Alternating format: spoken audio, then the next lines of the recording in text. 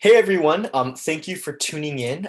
We're beginning the live stream now. Apologies about the delay, but thank you all for tuning in, and we'll get right Hey everyone, to it.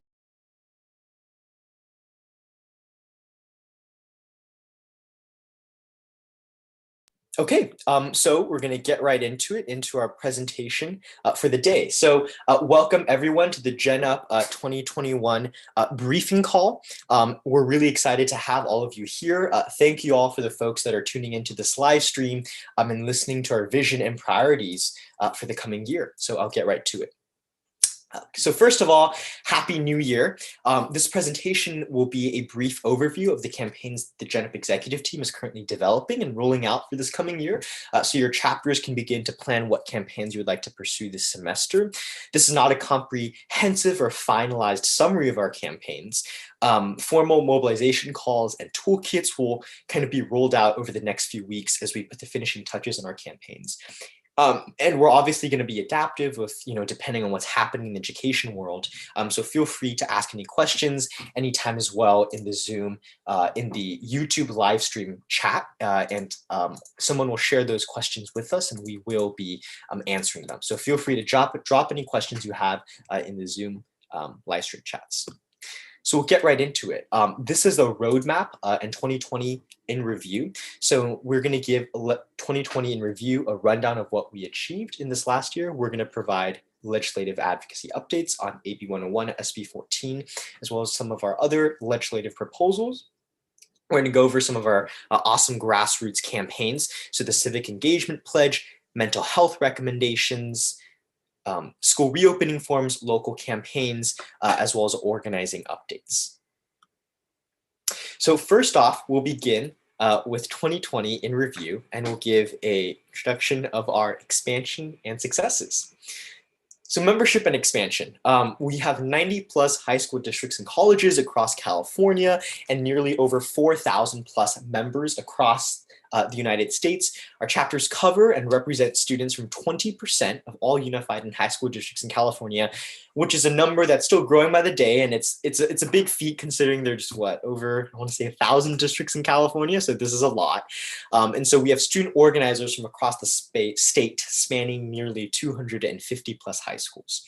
We also have developing statewide chapters that are up and coming in Michigan, Texas, Hawaii, Oregon, Virginia, Massachusetts, Alabama, Nevada, Pennsylvania, Georgia, Florida, North Dakota, Connecticut, Kentucky, Rhode Island, Maryland, Colorado, Indiana, and North Carolina. Wow, what a handful to list out. But we do have structure rolling out nationally as well, and we are planning to get more involved in federal policy and federal education policy, and we have some exciting plans for that in the works as well that we're planning to roll out.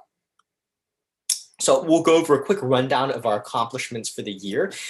We led the Students for Ethnic Studies coalition that we're planning to re-engage this year. We pushed a historic AB 331 bill through the California legislature, which would have made ethnic studies a graduation requirement for all high school students. We held a virtual rally with Diversify Our Narrative with over 300 student participants, did a lot of mobilization, and circulated a petition that gathered over 26,000 signatories in the span of a week. We're also working with Assemblymember Medina's office to re-engage this youth coalition and reintroduce this bill this year, AB 101, and this bill is going to be reintroduced this year again, and we have a lot of optimism that this time, if it gets before Newsom's desk, he will sign it into law. So ethnic studies could very well become a reality this year, and we will be re-engaging our statewide youth coalition and expanding it around this bill. So we're really excited to do a lot of advocacy and be in the forefront of these racial justice conversations. Next up, we also had a collegiate win. So our collegiate chapters had a proposal to make ethnic studies an A through G admissions requirement at the UC system level. The UC Board of Admissions and Relations with Schools unanimously voted to take the next steps on this proposal, meaning that two GENup collegiate members could very well be sitting on a UC faculty working group that will be exploring the feasibility of kind of implementing ethnic studies as an A through G admissions requirement. So we've taken a crucial step in initiating that conversation as well. For clarification, A through G admissions requirements are requirements that you have to meet to actually apply to both the UC system and the CU, the California State University system. Other work, we led the Students for Educational Equity Coalition to fight to ensure that no budget cuts to K-12 education were made during the COVID-19 pandemic. We engaged a statewide youth coalition around this initiative as well that had a lot of big district superintendents and school board trustees, student board members, adult-led organizations, youth-led organizations, and we did a lot of advocacy to the governor's administration as well as various other points of pressure, and we sent over 3,000 emails, 2,500 phone calls made by over 2,000 students to legislators, assembly members, and senators across the state. Our policy director, Michelle, is also sitting on the statewide working group called APT that helped successfully and unanimously pass the state seal for civic engagement through the California Department of Education. We're kind of working and providing youth voice to help roll this out to all districts in California. And in the next couple of years, this award will be available to all 6.3 million public school students. We also passed the Student Bill of Rights in California's 2 largest school districts, Los Angeles Unified and San Diego Unified, as well as many other chapters and districts across California, collectively representing over 1 million members, students. We also hosted youth-led marches, led a statewide youth coalition featuring more than 21 youth-led organizations around schools and communities first. We did a lot of phone banking, voter outreach, as well as town halls and advocacy and direct action around Proposition 15. And this proposition qualified with a record-breaking 1.7 million signatures to get on the ballot. We also hosted the Students Together webinar series, where we put together chapters from across the state to discuss education equity during the COVID-19 pandemic. We also did the Closing the Digital Divide campaign, where chapters across the state confronted gaps in access to adequate technology to support students during distance learning. And we have even more awesome initiatives in the works that are planned. So on behalf of the GENup family and just all the GENup members, we just want to thank you for making this change possible. And thank you so much for being a part of this movement and helping us grow to where we are today. So thank you, thank you, thank you, thank you. Next up, I'm going to pass it over to Dana, our Director of Outreach, who's going to go over some of our legislative advocacy agenda for the year. Keep in mind, we actually do have more planned than what is discussed today, but we'll be rolling them out in the near future as well. But this provides a strong overview of the main ones that we are tackling. So Dana, take it away. Sure. Hi, everyone. I'm really excited to talk about our legislative advocacy for the rest of this year.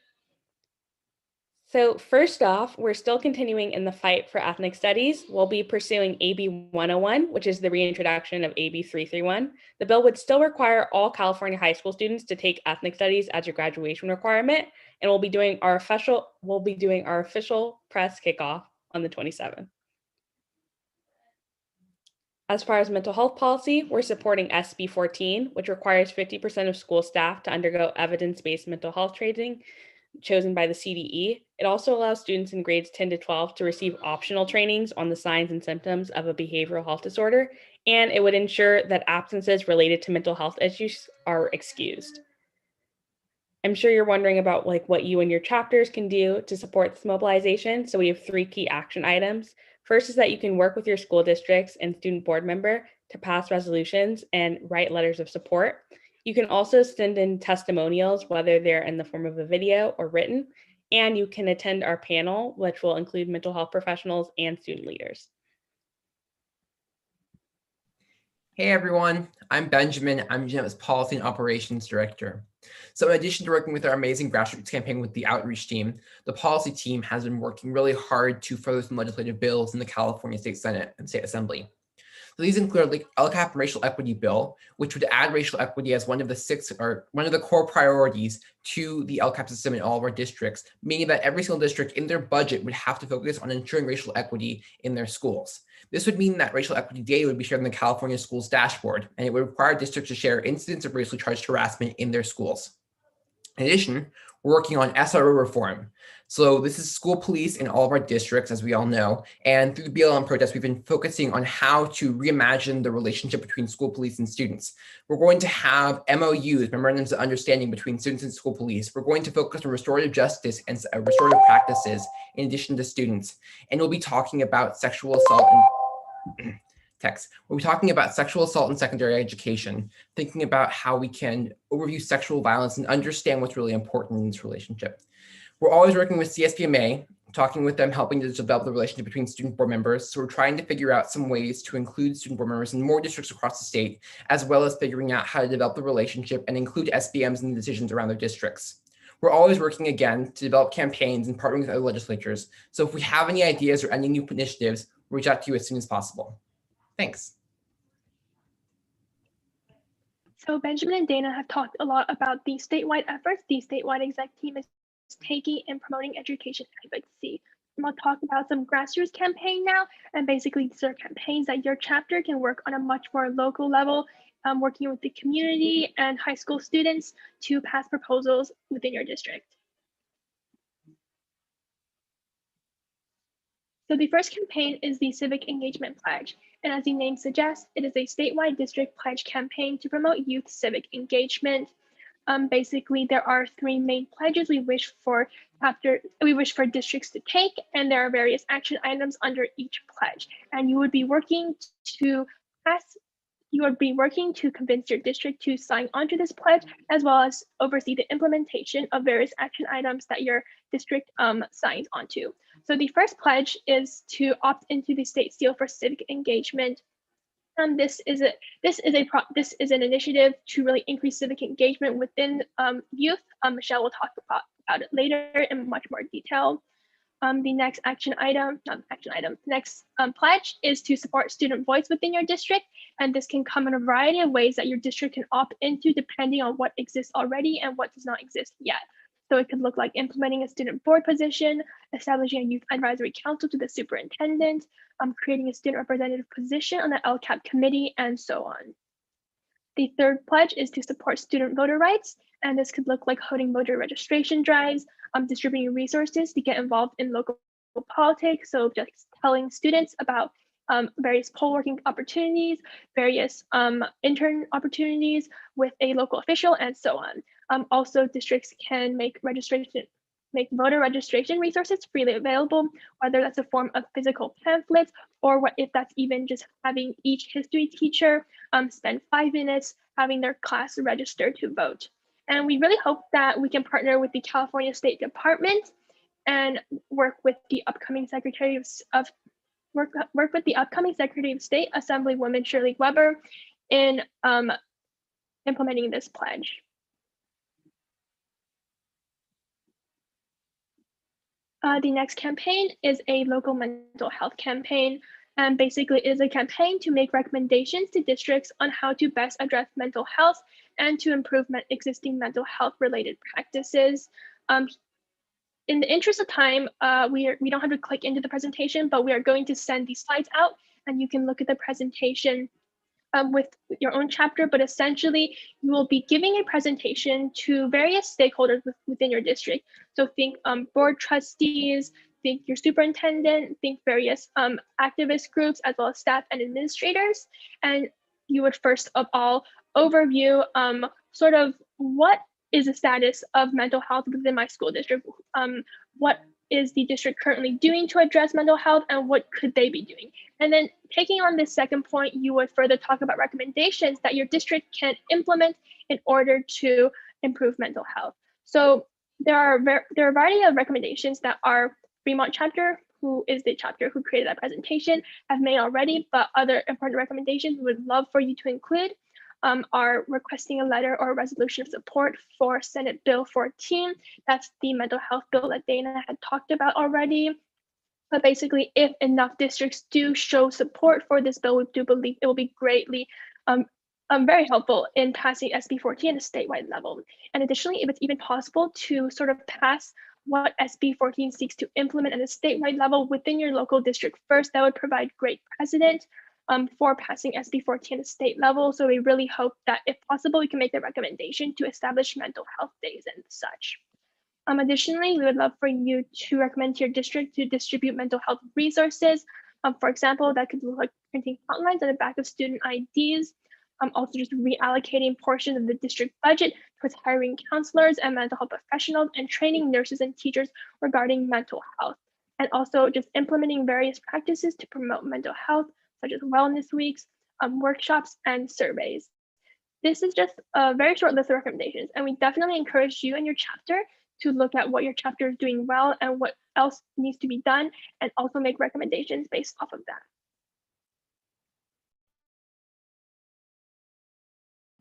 Hi, everybody. My name is Michelle. I'm GENup Statewide Policy Director, and I'm going to be talking a little bit about the State Seal of Civic Engagement. I'm sure you all have heard about it before, but essentially the State Seal was just recently passed by the State Board of Education, and now it is going to be a seal that is awarded to graduating seniors who have shown exemplary knowledge of our democracy and exemplary civic engagement. It's going to help that equity factor, is going to encourage and create pathways for pupils in elementary and secondary schools to become civically engaged. There aren't that many avenues for K through sixth graders to be civically engaged. And so we're kind of hoping to expand that with the seal. If you have the biliteracy seal in your school district, it is similar to this, and similar also in that it is optional for school districts. School districts have to intentionally opt in.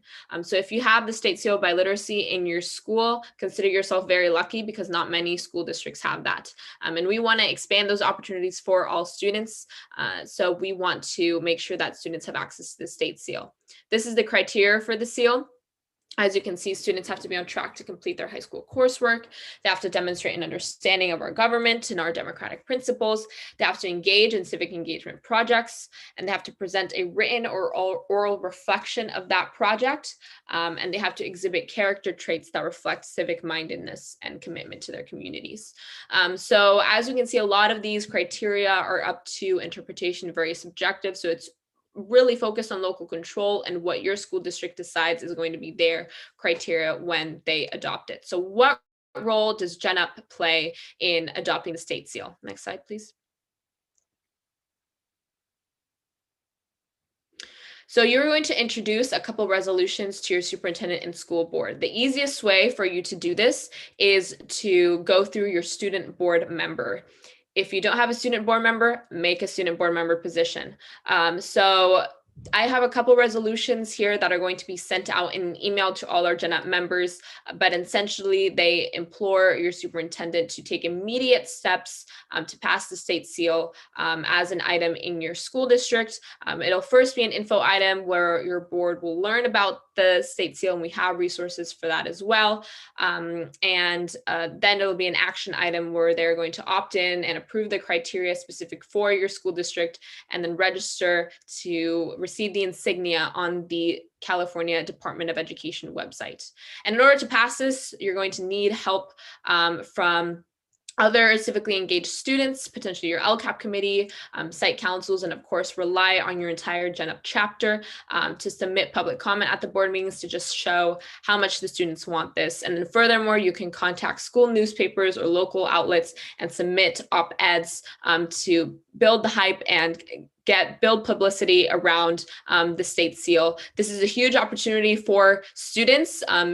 Civic engagement has not really been at the forefront of education, even though it should be. We right now are incredibly civically engaged, as we're seeing with our current political discourse. You all would receive the state seal if you have it in your school district, which is why it is imperative that we pass this and open up this opportunity for all students. As we saw, in the 1960s, the civic engagement classes were essentially cut in half, which is as the civil rights movement was taking off. That's because people didn't want BIPOC people of color to have access to the knowledge of how to leverage our democratic rights. So we are lessening that equity gap, and we are opening up opportunities for everyone to be civically engaged, and that starts in the classroom. So if you have any questions about the state seal or how to pass it, please email me at michellealas@generationup.net. Next slide, please. Our next topic is on school reopening forums. So we are going to have 3 forums, which every GENup member is expected to attend their local forum. The first day is going to be Wednesday, January 20th, and we're going to send out more information about that. And then we're going to have an executive team meeting where we're going to synthesize the information gathered from the forums. The forums are going to be really an open dialogue. How is distance learning working for you, and what do you want to see as schools move towards hybrid and reopening? So we're going to synthesize that information, all of your input, and we're going to present it to to members of different groups, for example, the California Teachers Association, the Department of Education, California School Boards Association, Learning Policy Institute, Children Now, the SBE, AXA, Service Employees, and ZAID, who is the state SBM. And we're going to do that in late February. So this is your chance to give your input on how distance learning is working for you and what you want to see moving forward. We've been seeing a lot of conversation in school districts about how unions are stakeholders and teachers are stakeholders and parents are stakeholders. Students are not being included in that conversation, and we need to start including them. So that is what these forums are for, and that is the impact that your input is going to have. So we really hope you join us for that. And I'm going to pass it off to our next speaker.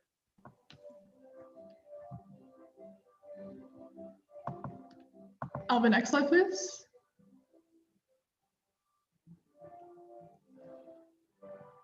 Alvin, next slide. Oh, okay. All right. Sorry about that. Hi, everyone. My name is Winnie. I am the statewide political director, and today we're going to be covering local campaigns.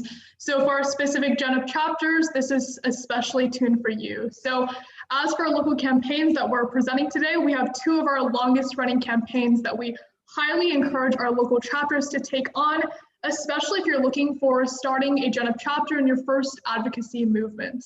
As Alvin covered in the beginning, one of our largest advocacy efforts this past year has been passing the Student Bill of Rights in California's two largest school districts, which is monumental for student voice and for political discourse, as Michelle was saying. So these Student Bill of Rights are meant to create more equity and engagement from students as they're educated on their rights that are written and established by students. So if you have not created a Student Bill of Rights within your campaign or within your district, that's something to consider after this call. And we would just like to emphasize, we know that you're being inundated by information, but all of this information, as well as this slide, will be sent out in an email after this call. And you'll always have this live stream to consult back to. So second, we have our Take a Seat campaign, and many of our GENup members are student board members or have interacted with an SBM. So all of you are knowledgeable of the impact of these student voices. And student board members have been spearheading these incredible efforts with GENup chapters, and these partnerships have just been really mobilizing real and genuine change within your specific district. So we highly encourage, number one, establishing a student board member on your district. Having that student voice within those adults on that Board of Education is so important to getting through students' needs and really pushing these advocacy efforts that GENup is here for. GENup partners with CSBMA, which is California's Association of Student Board Members. So we have the resources, we have the partnerships for you if you would like to start this advocacy effort to establish that student board member within your Board of Education. And this is also part of the Civic Engagement Pledge, as Michelle was saying. So if that's something that your districts and the constituents within your district is interested in, we would love to help you and provide you with the resources to establish that student voice on your Board of Education. And that is about it for our local campaigns. So Iris is going to start with our organizing efforts this year. Hey everyone, so I'm Iris, I'm GENup's statewide director of organizing, and I don't have the GENup background because my house background doesn't really fit with it, but to match the GENup spirit, here's a little hand-drawn one. So yeah, we can get right into it. All right, so the biggest update is a chapter communication plan, and this is what we're calling a rollout of chapter biweekly forums. Essentially, in each forum, there will be group chats that will be led by each board of organizing member with 8 to 10 chapters in that group chat in their respective region. And region will be split up by geography and by population. So everyone in your forum will be in school districts near where you are. So once every 2 weeks, a forum will be held. And this is essentially just a call in which all of the chapter presidents and a few of the executive team members from each chapter can get together and just brainstorm and talk about a lot of the campaigns that they've been taking on. So chapters will be able to report out about their local campaigns, and the board of organizing member in charge of that forum will give a summary of what's been going on at the statewide executive team meetings. So essentially, these forums are just to increase interchapter communication and collaboration. This is really just a forum and a space for you and your chapter members to bounce around ideas off of other chapter presidents, talk to them about like what experiences they've had passing certain campaigns, and also really serve as a laboratory to brainstorm any new ideas or initiatives that you all might be passionate about. All right, so this part is just chapter resources. This is a really useful slide. It contains all the information that you might want to send out to other chapter members or to people who are also interested in joining GENup. So we have office hours every other Monday at 6 p.m. on Slack. You can always drop in if you have any questions or if you want to talk to any executive team member. Next, we have our executive team meeting summaries. So just a note, all of these tiny URLs y'all will be able to access since it'll be sent out in an email and you can click on them whenever. So these executive team meeting summaries, you can just look at them to kind of look over what's been going on in our executive team meetings. We also have some newly created position guides. It's what the statewide team has developed after a lot of their own experience in these positions, and you can send them to any chapter member who might have any questions on what their specific role is. We have our campaign support form. So if you're developing any local campaigns or if you just have any questions on statewide campaigns and you want some help, definitely check out that form. Lastly, we have a link to for like inviting people to apply to GENup. So if you have any friends who are interested or anyone you think would be a great fit, you can send them that link. And coming soon, we have a shared Google Drive. So this will contain all the resources we have, including the ones mentioned above and mentioned in this presentation, as well as like overviews of what campaigns we'll be developing further. So stay tuned for that.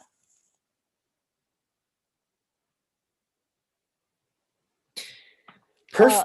Alvin, could you go to the next slide or last slide? Yep.